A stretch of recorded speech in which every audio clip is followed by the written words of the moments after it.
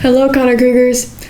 This is a special edition of the announcements, and we are going to show a fun little video called Storytime with Saad. Enjoy! The media team would like to disclose that all of Saad's story, part of it was true, the basis of it, but how much he went out of proportion with it is definitely not. He was stalked by a person of the media team, but that is about all we can tell.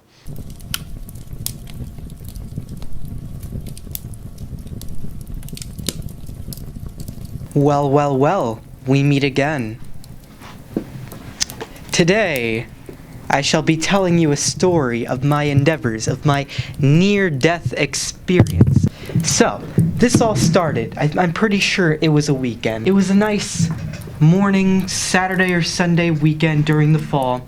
Clear skies for all I can see. The leaves just now starting to turn whatever color they turn when they're starting to die in the fall after summer. I'm enjoying breakfast with my family. All of a sudden, I get a text message saying, "I'm right outside your house," with a photo of my driveway.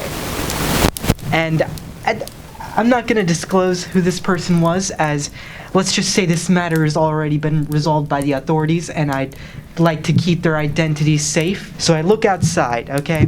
I see a suspicious car parked at the end of my cul-de-sac. I don't know who it was. I never recognized that car before. Perhaps I've seen it out on the road, but never before have I seen who drove it. So I arm myself with my courage, my jacket, and my flip-flops. I walk outside, okay? I walk outside letting my family know, hey, there's somebody outside. I'm gonna go check out who it is. I think I might know him, I might not. I go outside, okay? I walk on out in the cold temperatures, okay? It was like just now starting to get cold. My jacket wasn't helping very much, not to mention I was wearing flip-flops without any socks. I walk out down from my house, down over to the cul-de-sac. There I see, sitting in the car, like I said, I'm gonna keep their identity secret, is somebody that we may all know from this very school, okay? I'll just give you a hint. They're extremely tall. That's about it. That's all I'm gonna say about them. In fact, it was two people in that car. The one who I'm describing wasn't even the one driving. I knew what their car originally looks like, but the car they were in was not theirs. Instead, it was another friends of mine, in which them two were friends.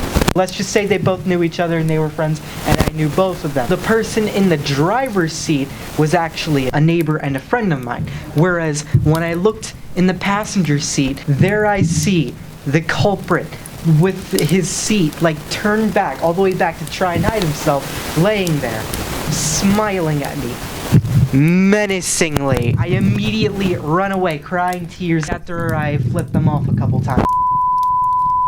I school appropriately gave them a nice hello gesture. Then I run away back home crying, crocodile tears down my face from what I had witnessed or whatever, okay? I was so afraid in that moment, so afraid. Even the police were too afraid to show up immediately when I described who it was in the car. I just couldn't. I had to go to years of therapy, I tell you. Years. That is my story of my near-death experience. I hope you all enjoyed. Just to clarify, take this with a grain of salt. Everything was blown out of proportion. Just for those of you who might think that this is actually real. I mean, part of it is true, but that's about it. So, see ya. I hope you're not traumatized.